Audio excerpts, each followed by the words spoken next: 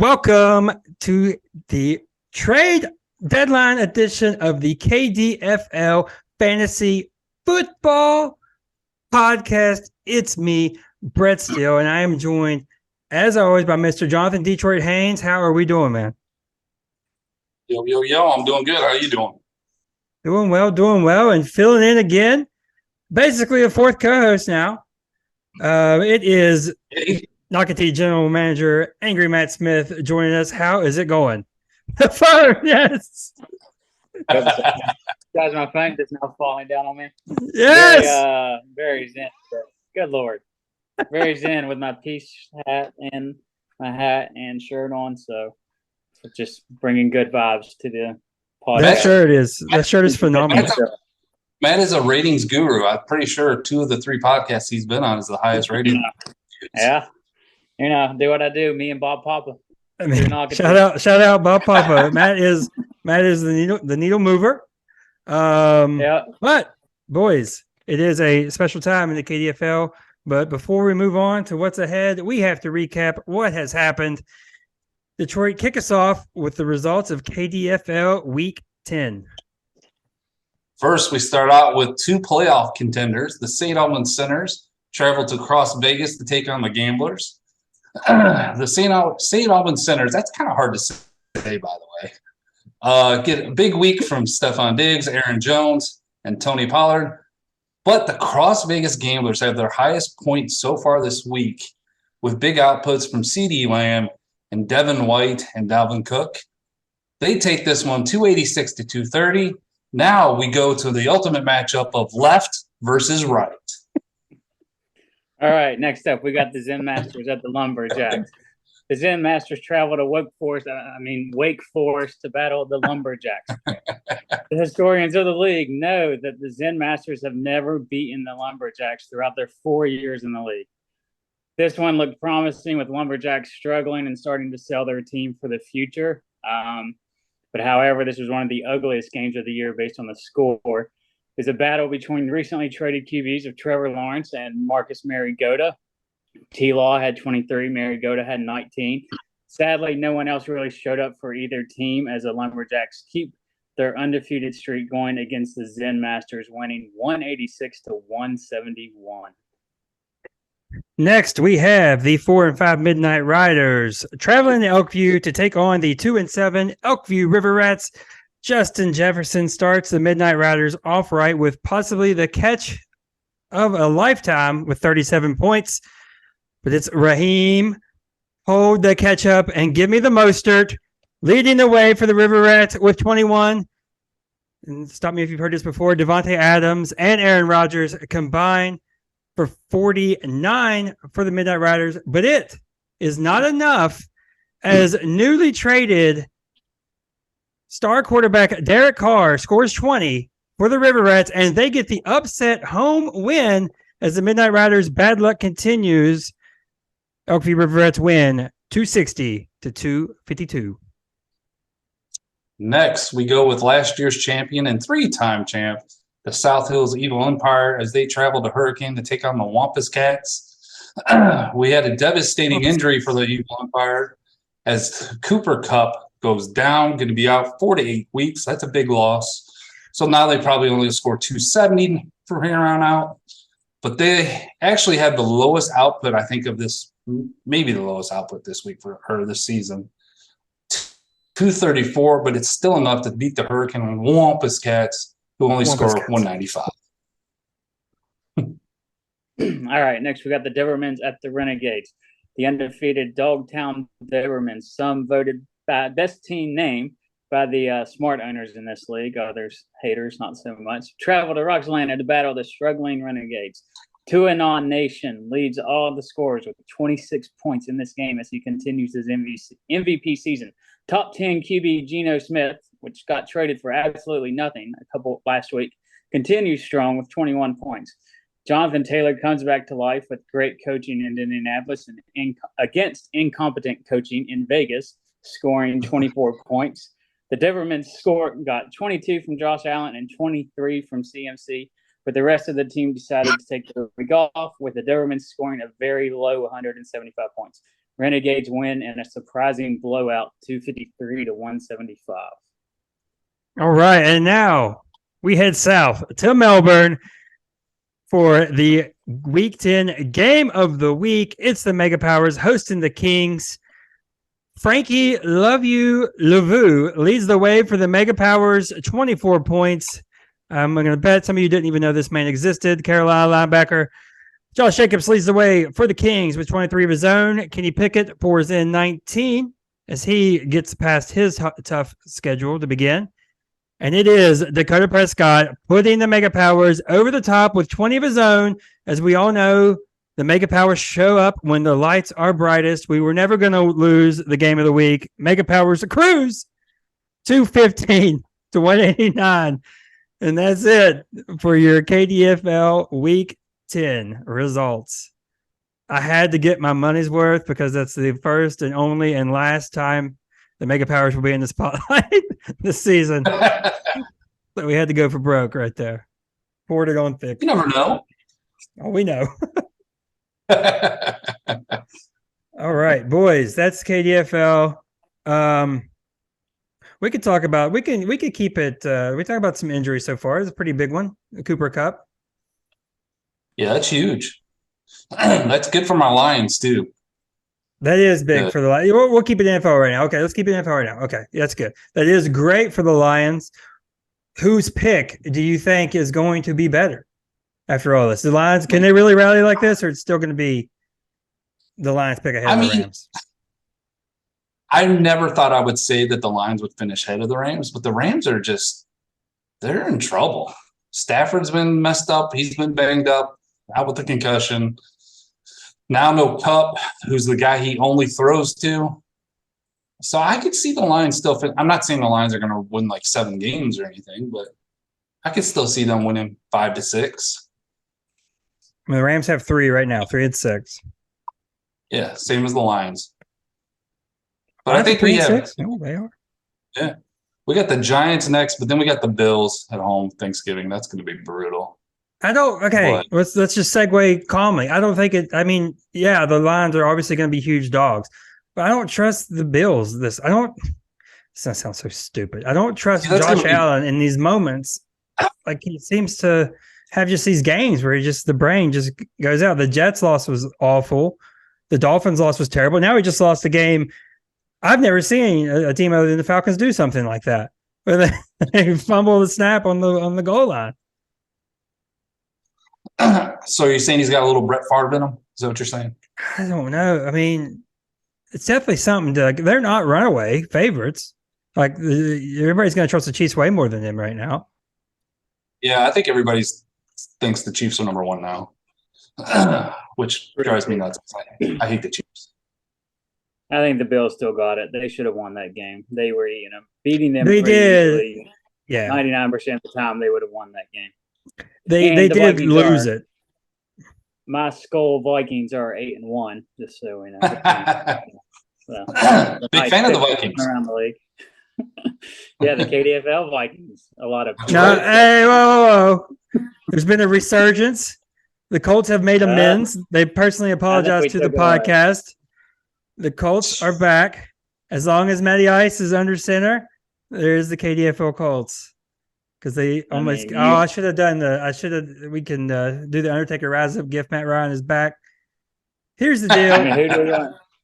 Who do we want to cheer the rest of the year? Matt Ryan or shirtless Kirk Cousins with his chains? And I think this is pretty split in the podcast. As we know, you're putting me up against it right now because no one has loved Kirk Cousins more on this podcast than me. And really, all I care about with Ryan right now is 1,700 yards away from passing Phillip Rivers, and hopefully 3,000 some yards away from top 5. But we're not talking about Matt Ryan. Great run, by the way.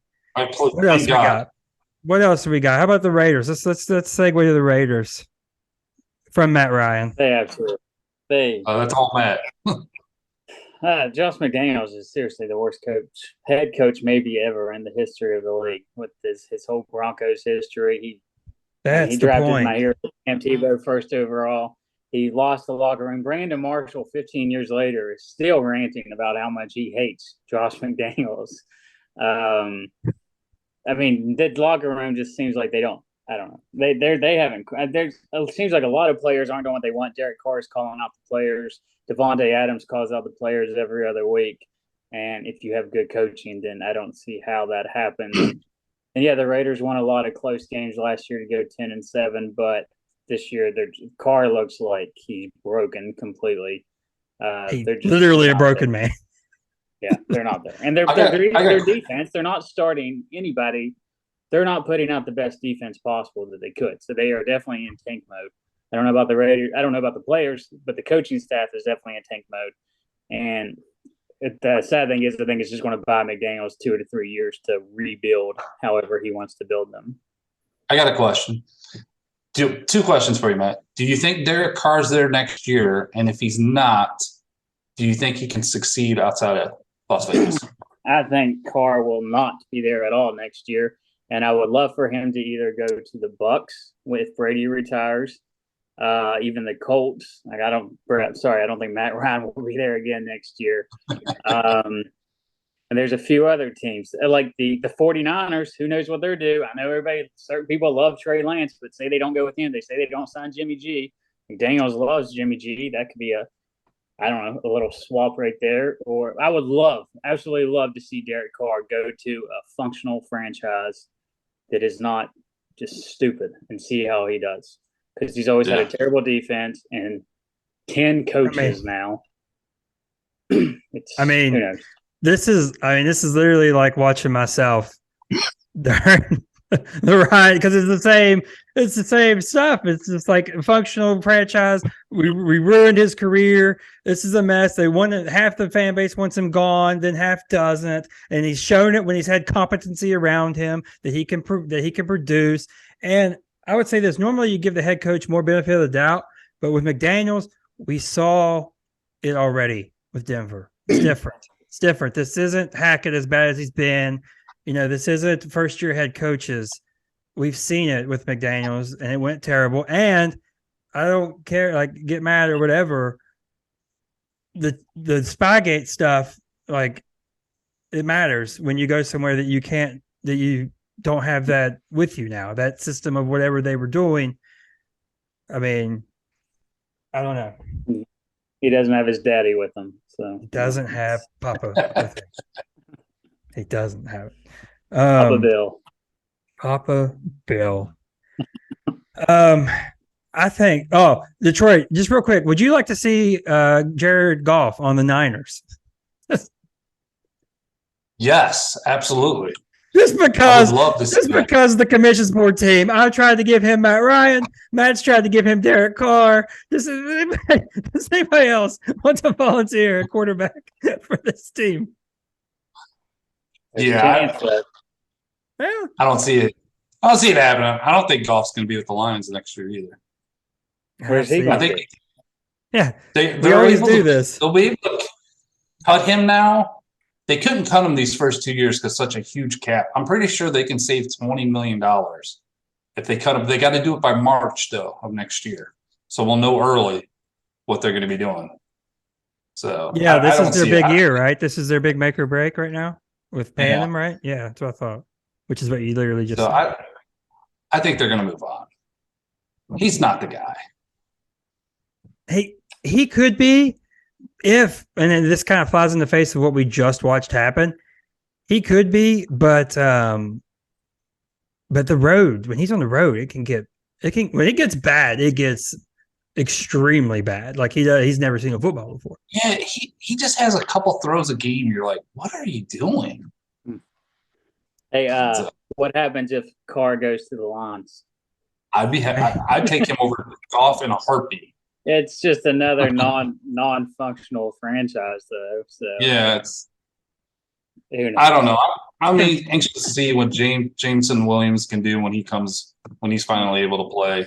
They'll have him with St. Brown, and they got a nice little 1-2 running back punch with Swift and Williams. But I'm not saying they're going to be contenders or anything. It'll be interesting. They have a lot of draft picks over the next couple of years, so. I got some fun stuff as we talk about dysfunctional franchises. Talking about the Falcons, This last game, Mariota threw it from his ass. We've talked about it multiple times. Absolutely the craziest thing I've ever seen. And so much not like him. I've never even seen him do like the knock against him for me was that he wasn't quite explosive, but it wasn't that he did stuff like that.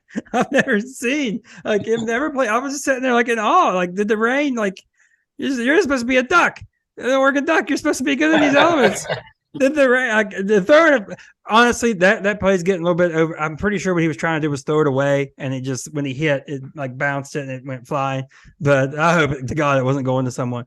But interesting fact. I got 2 interesting facts here. Who do you think leads the NFL in percent of uncatchable targets? Oh God, Texans. No, sorry, it's a player. My bad. That's my fault. Oh, okay.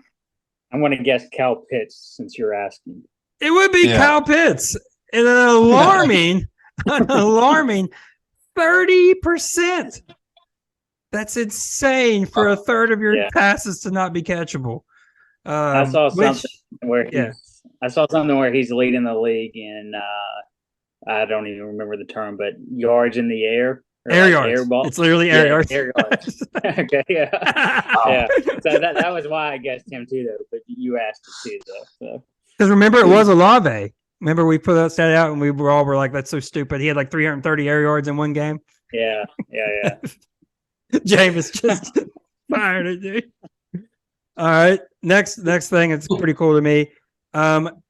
There is no division. There's no team that is currently eliminated from winning the division, from the math to be able to win the division. No team is currently eliminated from that. Right? Yeah, there's not. There's only one team that can be next week. If the Falcons beat the Bears cannot win because you got the Vikings up top with 1 loss. The Bears cannot win the NFC North no matter what happens. So that's kind of interesting. Now, I know Matt Scott, you have more talking points about the NFL because I got one more thing. I was just wanting to say how much I hate the media with their how almighty they think they are with Jeff Saturday and just guys on there. Just I saw Pat McAfee talk about it too, and he just ran it on them saying, "Shut up, have a freaking mind of your own. You don't have to talk." Just because whatever. Exactly. The whole talking point is, "Oh God, Jeff Saturday, that's the worst thing in the world," and then he ends up winning. And I mean, for the head coach, agree.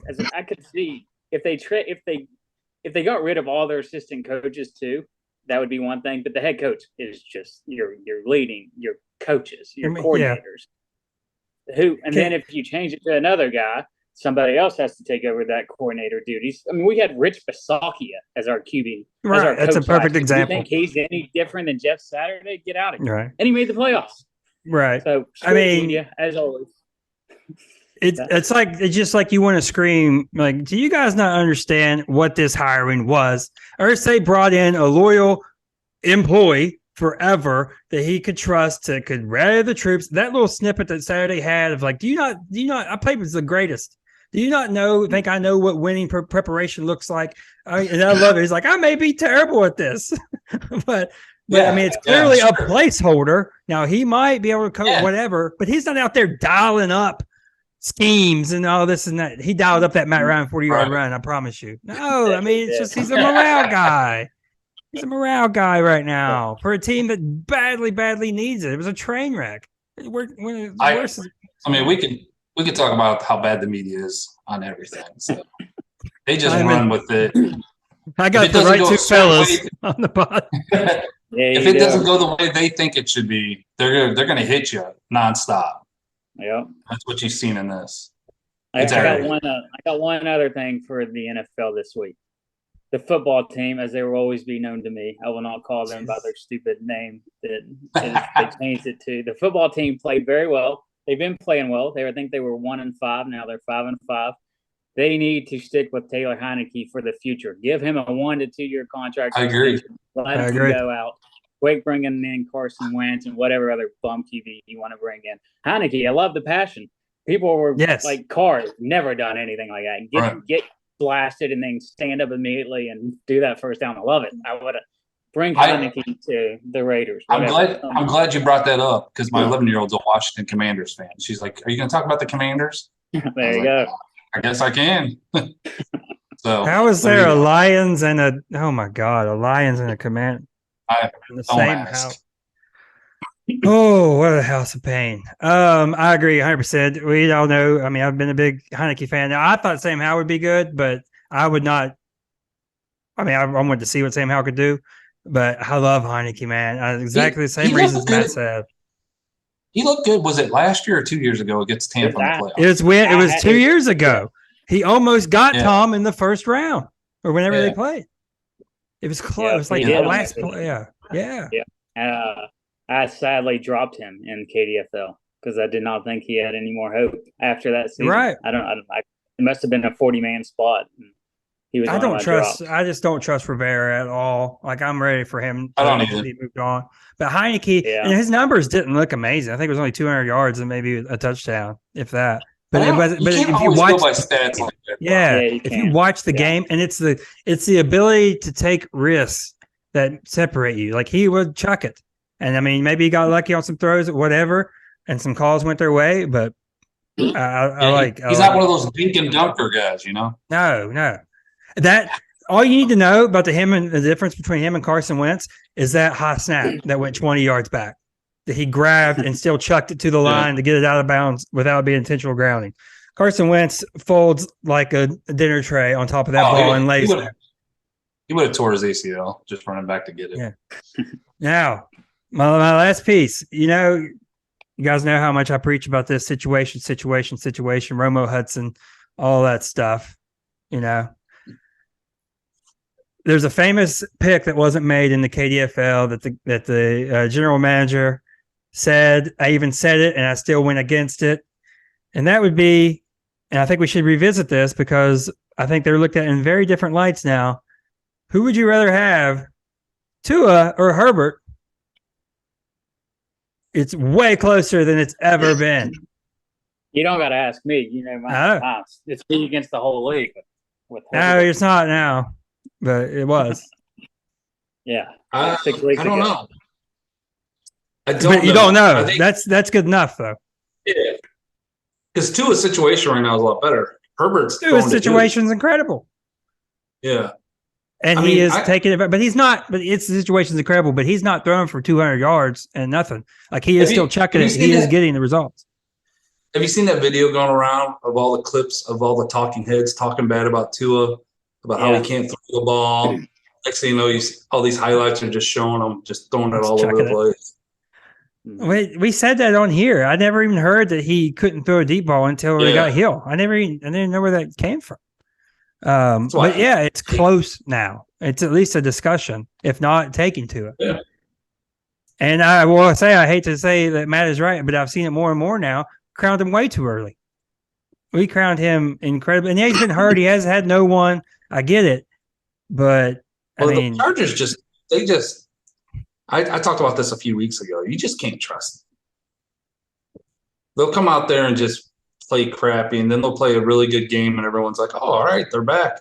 This is the team. Look out. And then they'll throw up a goose egg or something. Mm-hmm. They're just not consistent. No. And Staley's that welcomes worn itself out now, it appears. He's not everybody's darling anymore. Like he was mine, dude. I love the going for it as much as he did. I don't think he should ever kick an extra point, hardly. But it's definitely you have to have execution behind it, as we've said. All right. Anything else in the NFL? That was a nice NFL segment. That was calm and informative. The fans love my instant feedback of our own segments. I mean, there was no. Never mind. I'm not gonna say it. Oh, Captain, my Captain! All right. So it's it's probably one of our favorite times of the year in the KDFL. Ever since basically 2 years ago and last year when it was just crazy time. You skipped me again, but that's all right. I did skip you, dude. When I say, do you have anything else? And you have something else. That's fair. I didn't do it right. Go ahead. All right. This week on What Grinds My Gears, it's more about people in general and it's just overreactions. Okay. From week to week, especially with certain teams. I will specifically talk about the NFC, how everyone just freaks out. As soon as you lose a game, oh, they're done. What's wrong with them? Some team wins a couple games, plays in San Francisco. Now they're the Super Bowl favorites to come out of the NFC. Let's just calm down. Let's calm down. Do you trust Jimmy G to lead your team? I know he made it to a Super Bowl before. I don't believe it. Yes, they have probably the best defense in the league, and that will carry you. But I think when the time comes, I don't trust them. I don't think he can lead you to a championship. Then again, the AFC's stacked anyways. But I just love how everyone panics or just overreacts. Now Minnesota's the best team because they beat Buffalo. You know, if they lose that game, are we talking about them being the best team in the NFC? I don't know. Just overreactions drive me nuts. And you see it every week. I did pull it up while you were talking, and you are right, Matt. The Bills are still the favorite. The Bills are plus 380. Chiefs are plus 500. Yeah. Eagles 600. Niners are ahead of the Vikings, though. They are plus 8, and the Vikings are 11. So a few weeks ago, I don't know. I don't know the amount of times I've been on this podcast. Me and Brett talked about the 49ers. Go through the KDFL. It's been me all season long with the great Jimmy G and my Trey Lance hates. We can't trust Jimmy G is a good game facilitator for the 49ers. Yeah, he might screw up occasionally, but the 49ers are stacked. They got CMC. They got Elijah Mitchell. He looked great. They got Debo, which is a running back wide receiver. The defense, when they're healthy, is ridiculous. I don't see the Eagles beating them in the NFC. I don't see the Vikings beating them in the NFC. The only thing that scares me, I think I saw some tweet about it, is a stupid freaking 9-8 Tampa Bay Buccaneers making the playoffs with that defense going against Jimmy G, Kirk Cousins, and Jalen Hurts. Oh, they're going to get the path. Yeah. Well, they play each other in a couple of weeks, Tampa goes to San Francisco. That's a regular season, but still. I know. Right now, I picked the 49ers to be in the Super Bowl. Again, I think I would. I think I would too. You hate it, don't you? In the Super Bowl. I would too, honestly. But I've been saying that. I've been saying the 49ers this year. And that podcast that Matt's talking about, we both had him as number 2 behind the Eagles at the time. Wow, the commissioner's going to love you guys. I'm just saying. I'm just saying. I mean, the team is so complete. It's got the D line. It's got the DBs are better. They used to be an Achilles heel. It's got the receivers. It's got the running back. Team that just lost to Atlanta a couple weeks ago, 28-14. It wasn't the same team. That team was decimated. No Nick Bosa. Everybody, no CMC. Everybody gets hurt. Oh, they played like. Don't make him share the stat and diminish my win. They had to play like their third team defense. Did Debo play? Did Debo even play that game? I know he missed a little bit of time. Debo did play. Yes, Kittle played. Debo played. I'm saying right now, they're not making the Super Bowl. I'm calling. Let's do a wager. Me and you wager $20. All right, let's do the rest of the NFC. You gave him 15 teams. Yeah, $20. I'll do it. All right, deal. Done deal. I'm sure he would. All right. I mean, I think they're complete. I know, like 4 or 5 teams, really. I did notice one. I pulled this stat on the Eagles. I picked them to be first in the NFC before the season started. I'm starting to get a little worried because the last 3 weeks they've given up 144 rushing yards to the Steelers, 168 to the Texans, and 152 to the Washington. And you get in the playoffs and the team starts running on you like that, that's going to hurt. Yeah, but it's because of I don't know how many games he's missed now. The big dude from Georgia, Jordan Davis. Yeah. He did. I know he didn't play last week. I don't know if he missed before then because I don't keep up on the Eagles. Eagles defensive line injuries. Oh, we should have Storkzilla on the podcast. He tells. I got it here. Did he just miss last week and that was it? No, he's missed the last 2 weeks. Okay. So, and he was okay. We're going to switch up what we're going to talk about because we did give a very informative NFL side. So we were going to review a lot of the past trades, but since I have you two here, and I'm calling it audible right now, since I have you two here, and you two were the birthers of the chaos of last year, we're just going to do a simple 1 year later reunion show of your all's trades. Just specifically your all's. Your two. This is a perfect two to have on this podcast for what happened last year at the trade deadline. Because we don't need to review the famous. We don't need to review freaking AJ Green and James Robinson for Derrick Henry. We figured pretty much called that spot on at the time. So I know, Matt, you've got some stuff lined up. I do. Yeah. So how to go down the trades one by I'll do the first trade. The first trade that I got so much hell for. Well, and so much hell for this trade, which we've talked about some. I still haven't gotten an apology, but I think people have reached my side a little bit. Is this the one that I am also doing an apology for? I traded. I don't know. I traded away Russell Wilson and Alvin Kamara. Yes, this is it. For Travis Etienne, 2023 second, which became 2022 second, which became Isaiah Spiller, and a 2023 first, which becomes something else later. And I have the entire rundown that I'll go through what my trades happened, but that was the trade, and I got killed for it. They're like, "Oh, it should have only been Alvin Kamara, or it should have only been you. That's all you gave up for Russell Wilson.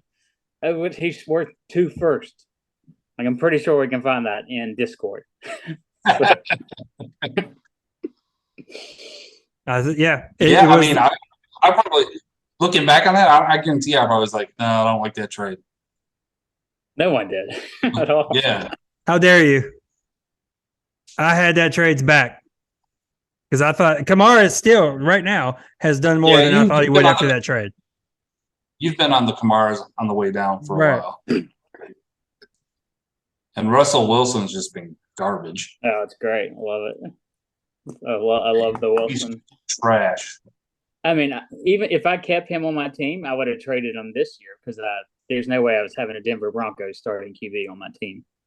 So he would have been gone one way. All right, me keep going or Detroit go? Does Detroit have one of his yet? I mean, are we just going to discuss what I did? We'll go over it because it was awesome and we need to review it because we always talk about the trades during and we don't talk about it after. Alrighty, so the first one I did was, I'm just going to talk about the big three or whatever. I traded Aaron Rodgers to Mike for 2022 first and Rondell Moore. I ended up trading that first to Matt so I can move up to get Dameon Pierce. So I don't mind that trade now because Rodgers he's kind of fallen off. Yeah. So. And at the time, you couldn't foresee he was going to lose Adams either. Right. So, I mean, back then, I'm sure everyone was like, yeah, that's terrible. What are you doing? But, I mean, I still don't know what I'm doing, but. Rondell Moore is interesting. Yeah, he's had double digits like 5 out of the last 6 games, point-wise. So. I mean, he is that deep target. I mean, he can't just throw it up to Hopkins all day long. It's got to be somebody else. So, I think I like your side of that. Yeah, I didn't mind that trade. There's some other ones on. It depends on how long Rodgers playing. Because he's also played better lately. Yeah, it depends on how much longer. Yeah, but he only threw the ball like 20 times the other day. Yeah, and they won. Yeah, 3 touchdowns. All right, man. What you got next? I traded away Josh Jacobs, which ended up becoming – it was the 2022 first, 2022 second, the great Ronald Jones. It's messy how it works, though. But what it ended up becoming was I get Ken Walker because he fell in the draft, which I think I win that trade already. Ken Walker for Josh Jacobs. I think it's done right there. But I also got George Pickens. Traded a little bit. Yeah. Ken Walker, George Pickens, the great Ronald Jones. So I got those 3 right there out of that trade. And I traded away another 2nd-round pick to get George Pickens. But so, I mean, I traded Josh Jacobs. He's a young running back. But the logic was I had too many Raiders on my team Right. for one, and just Jacobs was hit or miss. I think he's still hit or miss. Some weeks he's amazing, and then other weeks he does whatever. I mean, he doesn't win. Although the past 5 weeks or so, it looks bad, and he traded him. But I got Ken Walker, which became Brees Hall. I don't know if I said that. Ken Walker became Brees Hall. Oh yeah, that's a little tidbit to leave out. Yeah. So that's another thing. So I really got Brees Hall out of that, and giving up another first round pick for Brees Hall. Ronald Jones, man, he always looked good, but he did always look solid. He's on the Chiefs, and he never addresses. No, he's. I mean, we may never hear from him again, but he always looks solid. On the Chiefs. Yeah. Yep. All right, Detroit. I have one here of yours, and I want to know if this was last year, right? A certain tight end. Yeah. All right, let's break this one down. This one might go the other way. I don't want to. This one might go the other way. Yeah. All right. So you talk about Travis Kelce, right? Oh yeah, that's him. Yeah, I traded him to Germ, which I don't like calling him Germ. That seems weird. Maybe Clark. Evil Empire. Yeah. And I got Dallas Goedert, Van Jefferson, a 2023 second, and a 2022 third, which turned into Aiden Hutchinson. I traded Dallas Goedert to Keith. Van Jefferson has been. Yeah, sorry. Yeah. Van Jefferson has been awful in the 3 games he's been back. Then again, the Rams are terrible. I still have the second. You know, my thinking at the time was, all right, I'm getting a young tight end that's pretty decent, a young wide receiver. I was trying to go youth. I didn't. Travis Kelce was the last one that I had on my team, besides Lamar at the time, that was worth anything. So I was like, I'm just tearing this whole thing down, and I'm just going to restart. Which I probably should have held on to him a little bit longer, but. Well, I mean, I think you could make a case that Goddard's third now, that Pitts is kind of not being able to realize the potential or whatever. You could go Kelce, Andrews, Goddard, Kelce, Andrews, Schultz, Kelce, Andrews, Kittle. You know, I mean, you can go either. I mean, I would put him up there. Now, Van Jefferson has been a miraculous disappointment. I don't understand that because I thought he would shine with Robert Woods gone. I know he's got hurt and everything like that, but I mean, there's been a couple games back where he's had no points. So I don't know. That's not one of my better ones, but not one of my just add it to the list. Just add it to the list of bad trades. I don't care. It's fun to make trades. Oh yeah, it is. It's addicting. All right, so my next one, I'll probably get hell for 5 more years from now. I traded away AJ Brown. Okay, this one's fun. For 2022 first, which ended up becoming Damian Pierce. It's a traded pick 15, 2023 first. Again, at the end, I will go through exactly what that team is versus what it was. AJ Brown, 2022 first, 2023 first, 2023 fourth, and 2023 fifth. And I did this because, I still think he's doing it this year too. He has moments where he is the greatest wide receiver in the league. And then what happened on Monday night? How many points did he end up with? 1, 2? Yeah. I don't like players like that. Give me a 12-point guy every week versus a 31-week 0 the next week.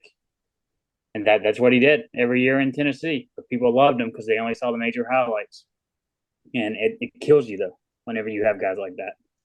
It'll win you a week, but it will also easily lose you a week. I mean, he's a big reason. Much better.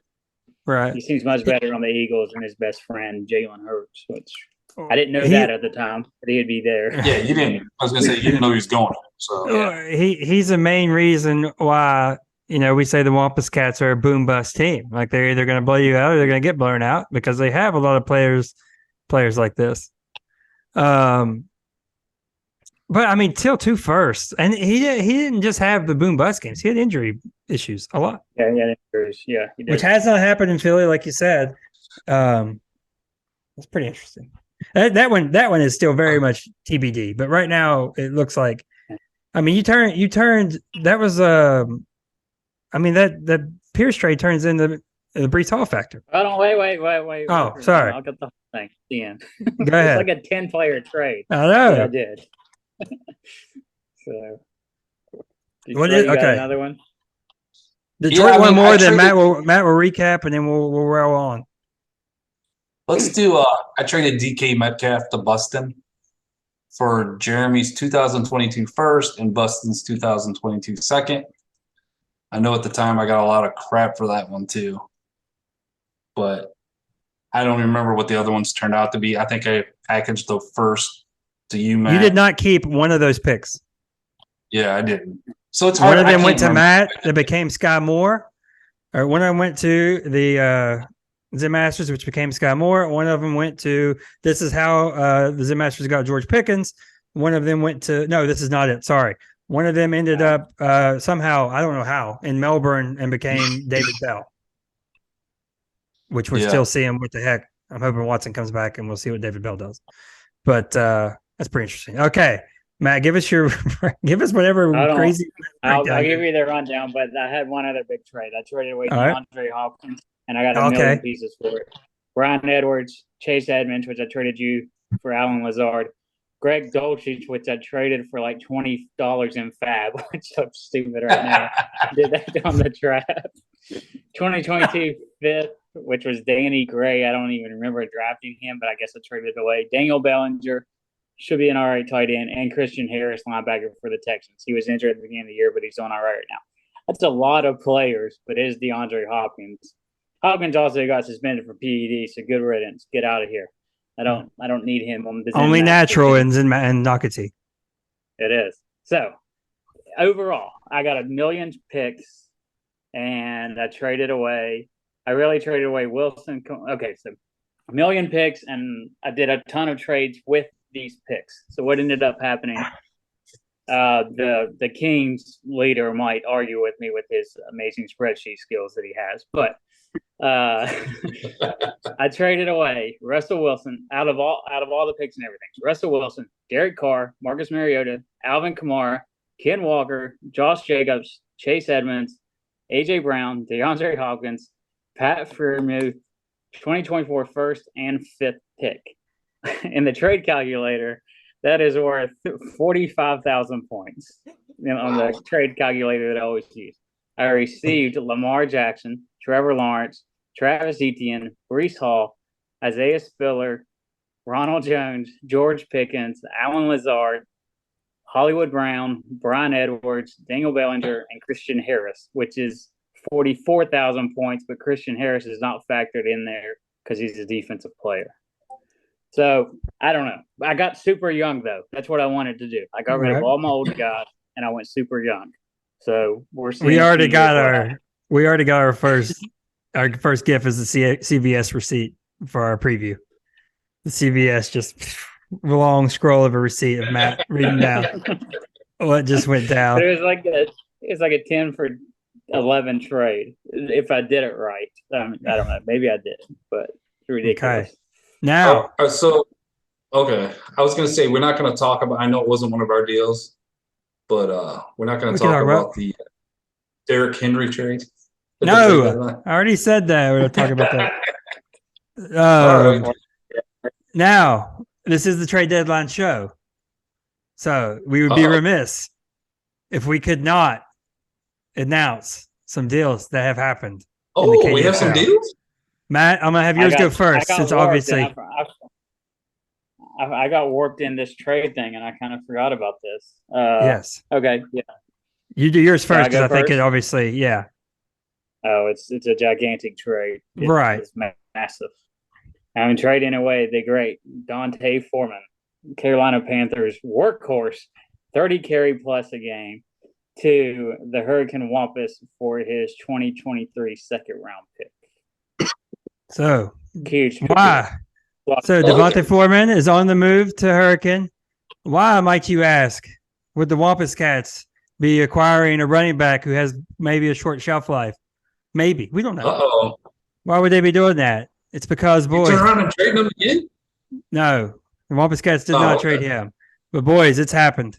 It's finally happened. It's a bittersweet moment in Melbourne as the Melbourne Mega Powers acquire the better first rounder between the Wampus Cats and the Zen Masters.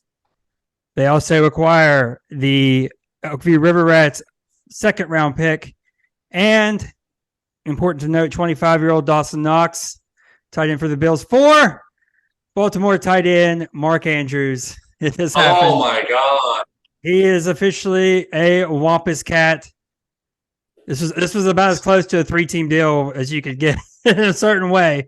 Because without 3 teams all trading with each other, this is pretty close. Because Matt giving up Foreman increases his odds of not being in the lottery. My thinking was I just want a first round pick that's in the lottery. I just want a shot to be in the lottery. So that's why it's the best of Matt, or the best of the Zen Masters or the Wampus Cats. Now, my other thinking behind this, obviously Andrews is exactly, it was weird hearing you talk about Kelsey because it's the exact same reasons. Andrews is my only offensive player outside of quarterbacks that's over 25. Well, Ridley, but we'll see what happens with him. I've almost written him off, so we'll see what happens with him. Did he get traded? Yeah, he's a Jaguar now. Whenever he might presume to rejoin the NFL, he's going to be their number 1. So we'll see. We're a little optimistic about him. Well, Christian Kirk. He's not. Ridley's. Anyway, that's my thinking. And this is my outside pie in the sky thinking, which I've told Matt this.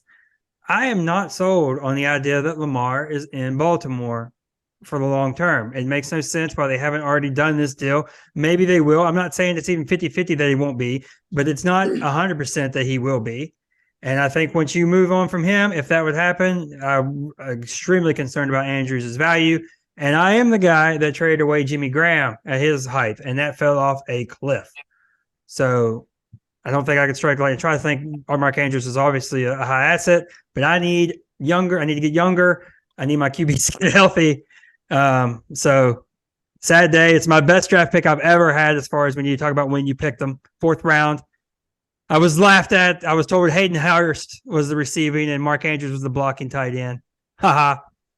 So we'll see what happens. There it is. There's our trade. Nobody else has anything unless y'all haven't one that you're heading. No, I'm still trying to get rid of Alan Lazard, and it was close, but I got shot down. Who's still on the block? When is the trade deadline, today or tomorrow? No, it's tomorrow, but we want to get these trades on the podcast if we could. So that's why I said that. Hey, Christian Watson looked pretty good. Christian Watson. Yeah, he does. Trade for Watson. He looked good last week. Yeah, he does. He did look good. So you were going to get Gerald Everett, but you got Dawson Knox? Yeah, that was just simply an age thing. Dawson Knox is a throw in on this, but it's a throw in on a high powered offense. To me, I mean, Gerald Everett looks more solid right now, but he's injured. And I think he has a little bit of a history of that. And it's really Dawson Knox, whatever. Conklin's been fine. He's top 14 or so tight end. He's been fine. I'm interested to see what K. Doughton does if Brady moves on, but I don't have a lot of faith in that because Brady's also going to move on. But really, also Trey McBride. He was the top tight end in the class. Ertz is hurt, so at least we're going to see. Like that's a lot of what drafting rookies is. It's just opportunity. We're just going to see. I don't know if he'll be good. I don't know if he'll be bad, but I know we'll get to see. That's the whole point. So hopefully we get 2 picks in the top 6. Hopefully in my opinion, I went from presumably 24% chance of getting the first overall pick to 34%. I know it doesn't quite work that way, but or does it quite work that way? Does it exactly work that way? I need an accountant or a mathematician here to I have a bachelor's in accounting, but I don't want to figure that out. Well, I mean, I have 34% chance if the Zen Masters pick is 6, it has a 10% chance, or I have a 24% chance if I finish second. Zen Masters would have a 10% chance if they finish 6. Does that not mean I have a 34% chance? First? Yeah, I guess. In theory? All right. Yeah. If you both make the playoffs, I'm going to be pissed. Somebody's got to get Lazard from me. We now, miraculously, when I didn't think we had much to talk about, we now have to get moving right now through these picks. It's KDFL. It's KDFL week 11. And I'm going to go to Matt first, and then I'm going to go to Detroit, and then back to me. So, are we ready? I say Sure. that as Yeah. I'm loading still. We're going to start off with the 3 and 7, I believe. Elkview River Rats traveling to Kanawha County. That was dumb to say. With the 1 and 9, the 1 and 9 Kanawha County Kings. Matt, take it away. The stupid United States of America. It's the dumb Carolina Panthers right now. I hate it. Yeah. Okay. I'm going to be short with all these. I am going with the River Rats, led by the great Derek Carr. All right. Nice. Detroit. I am 9-3 overall, just so you guys know that the winning. If I real quick, I have that. Wait, I have it. I have it. Sorry. That's on me. Last week, Detroit was glad that we missed this because last week Detroit went an embarrassing, laughable 2 and 4. Me and Phil went 3 and 3. Detroit still leads the way at 39 and 21. Me and Phil are both 35 and 25, and Matt is 9 and 3. So Matt's locked in for the River Rats, led by Derek Carr. Yeah. Detroit, what say you? Yeah, this says right now that I'm like a 16-point underdog, but one of the reasons is I got a defensive player that's not playing, so he's out right now.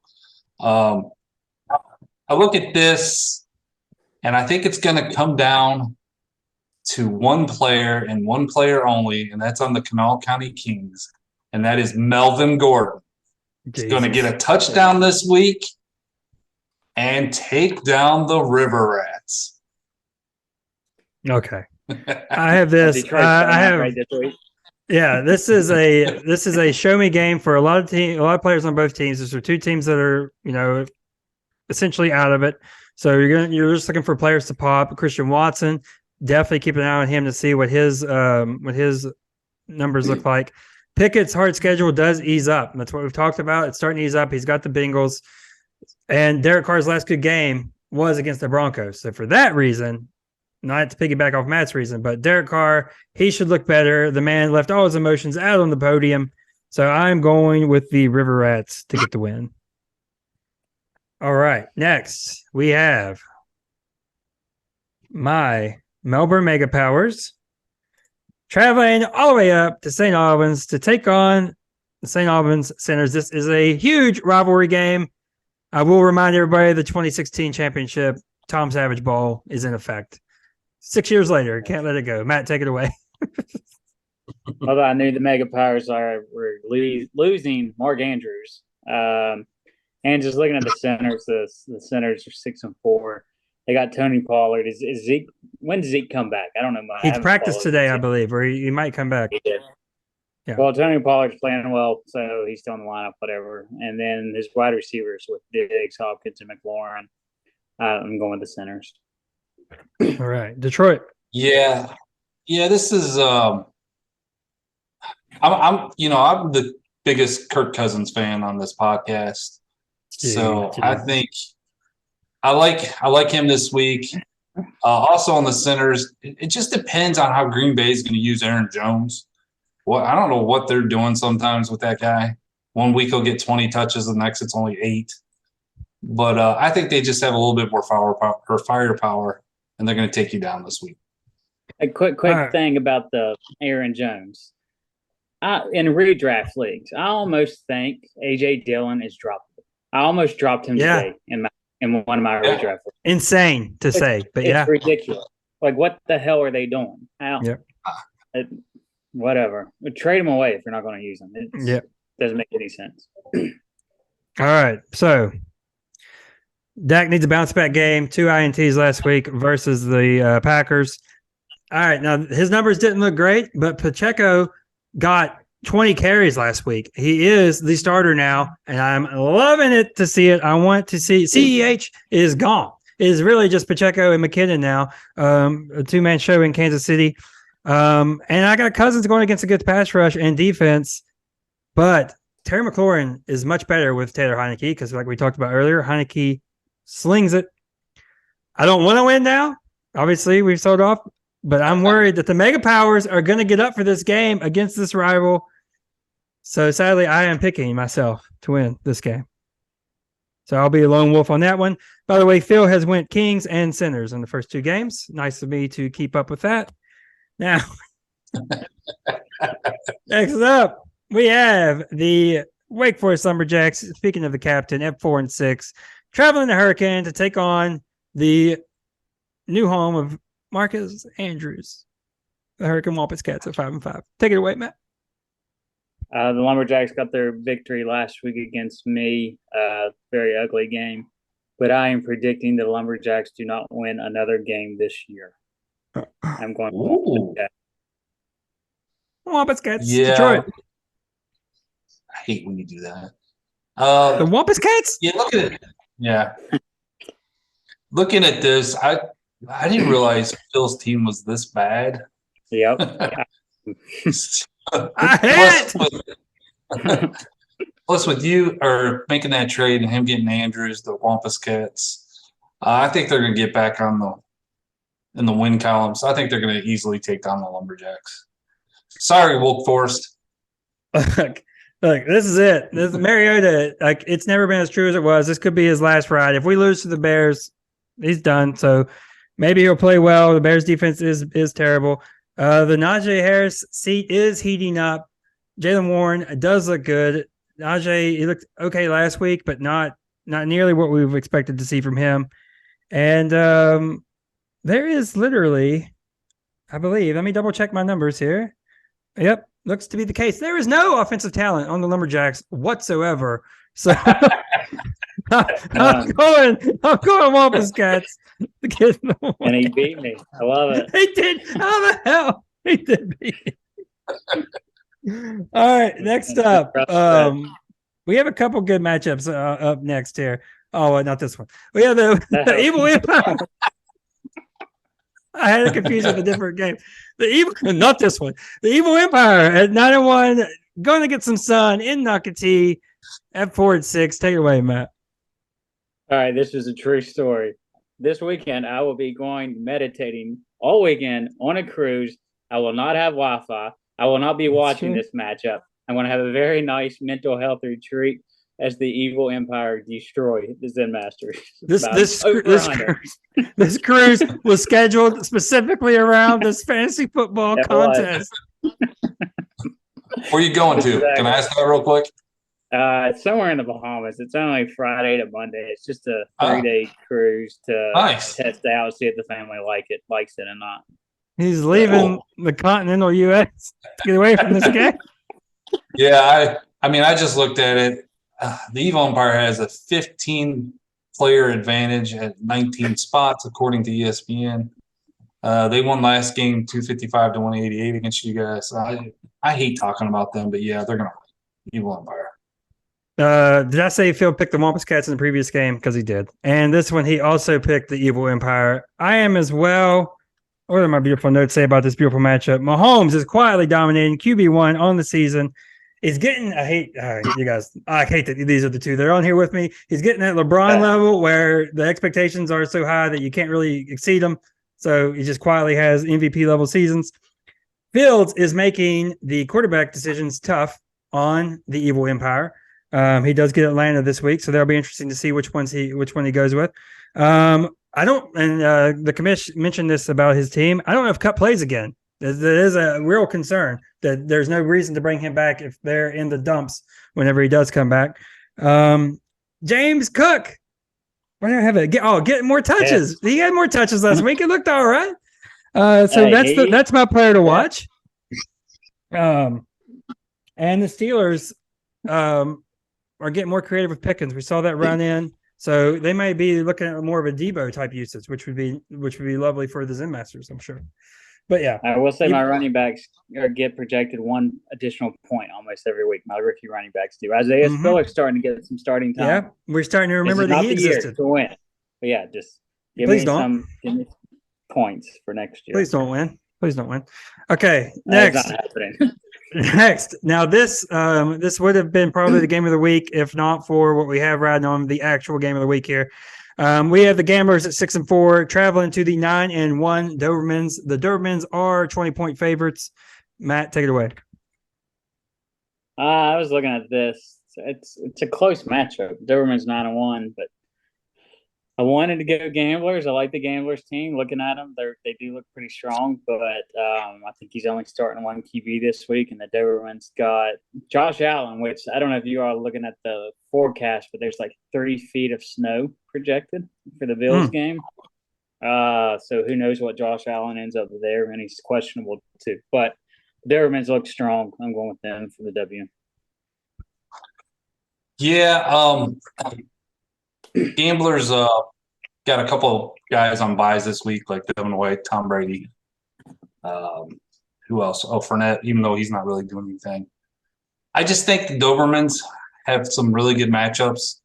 Josh Allen against the Browns, Kamara against the Rams, and McCaffrey against Arizona. I think they just have too much firepower on offense. Even though the Gamblers are stacked on defense, if you look at them, they've got about 6 or 7 guys that are in the top 10. But I think the Dobermans will pull this one out this week.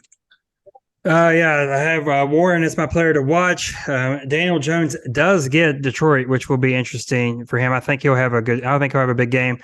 But Allen and Burrow are. How dare you? I thought I had the wrong game. No. Allen and Burrow are number 2 and 4 on the season, so that's obviously a lot of the Doberman success. Cole Kmet 2 touchdowns each in the last 2 games. We'll see if he continue to heat it up. The Falcons' defense is terrible, and the defensive advantage is all to Dogtown. So I too have them moving to 10-1. Now it's our game of the week, and why is a 4-6 team in our game of the week? Because this is the win or go home moment for the Marmette Midnight Riders as they host the 6-4 Roxalana Renegades. We've talked about horrible luck with the scoring against for the Midnight Riders. It's not so much the amount of points, but it's when they come. It seems to be like awful with the timing on that. So he is on the watch this week. Matt, take it away. Phil had the Dobermans in the last game, and he is going Midnight Riders on this one. Yeah, it looked close too. I mean, the Midnight Riders, they have a good team. Like they are 4-6. The receivers are always strong there. The Renegades are, they were projected to be one of the top teams this year. 6-4 is definitely a letdown for them.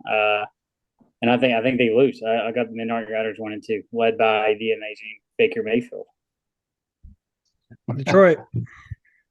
Yeah, I'm looking at this. He's got a lot of red Q's next to his names on the Midnight Riders, but I don't think that's really going to make a difference. You're looking at the Renegades. They got some good running backs. The Lions with Swift, something's going on with Swift. He's banged up, so he's not really getting a lot of carries. Jared Goff, I still don't trust him. Stafford, who knows? I just think the Midnight Riders, they're the second highest scoring team, even though they're 4-6. I think they're going to pull this one out this week. All right. So we have, let's see what I have. Goff on the road. No faith on that. And Tua is on bye. Rodgers is starting to get moving a little bit. Like I said, QB 14 on the year. And Baker is back. What is happening with Swift? I know Detroit kind of answered it, but that's a huge question for them.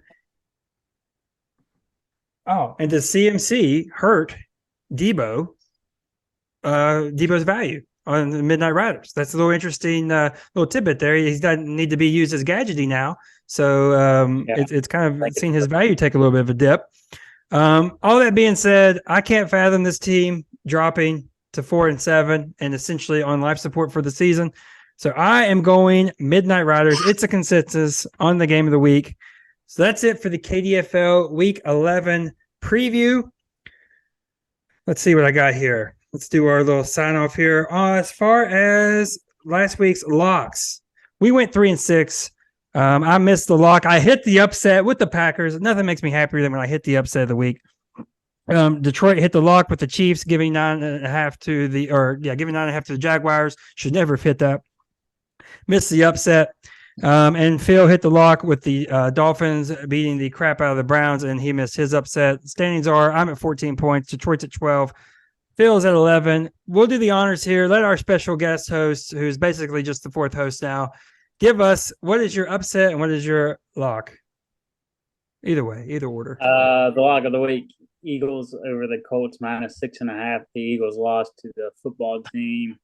the Colts. I don't think they have the same magic this week. They're not playing Josh McD. I won't say the name that I normally call him, but Josh McD. I think the Eagles come back with a vengeance and pretty easily beat the Colts. Detroit. Yeah, I got my lock of the week is the Vikings at home getting 1.5 against Dallas Cowboys. And then my upset of the week, I believe, is my Detroit Lions on the road against the Giants. I usually don't like doing that, but there's so many 3-point games I didn't care for, so might as well. I forgot. And then I was about to say I was waiting on it. And everybody, we can't wait to see you again next week. And everybody knows Brett sucks. All right, my upsets. I got Piling on now. Justin Fields is going to rush for 200 yards and upset the Falcons this week. I'm amazed. I don't understand why we're 3.5-point favorites. That feels like a +1 or pick 'em game to me with how hot the Bears have been. Phil has picked the lock as the Bills -8 over the Browns, and he has the Jets beating the Pats. Absolutely incredible. You can always follow us at KDFL Podcast. Follow me at BrettStill2. Follow Phil at PhilRexC and Detroit at John8374. Matt is Raiders Matt Smith, I believe, on Twitter, right? Simply Raiders. I don't know. Raider Matt Smith. Raiders, there's something like that. I don't know. Well, follow him. Follow him. Find him and follow him. For my lock of the week, I'm going with the Rams getting 4.5 against the Saints. This is a funeral game. Both teams are terrible. I don't see one being able to pull away from the other. And I am Mr. Thursday Night, so I picked the Titans to upset the Packers outright. Coming up on Thursday night. Also, one final announcement before we hit the road. The next episode you see will likely be a special edition episode. The KDFL, It's My Dream. We've gotten logos. It's a logo reveal show for your 12 favorite KDFL teams. The commish will be on. We'll break them down. We'll reveal them one at a time. It's going to be amazing. So, for Jonathan Detroit Haynes, for the Captain Phil Rexy, for Matthew Smith, I'm Brett Steele, and we will see you next week right here on the KDFL Fantasy Football Podcast.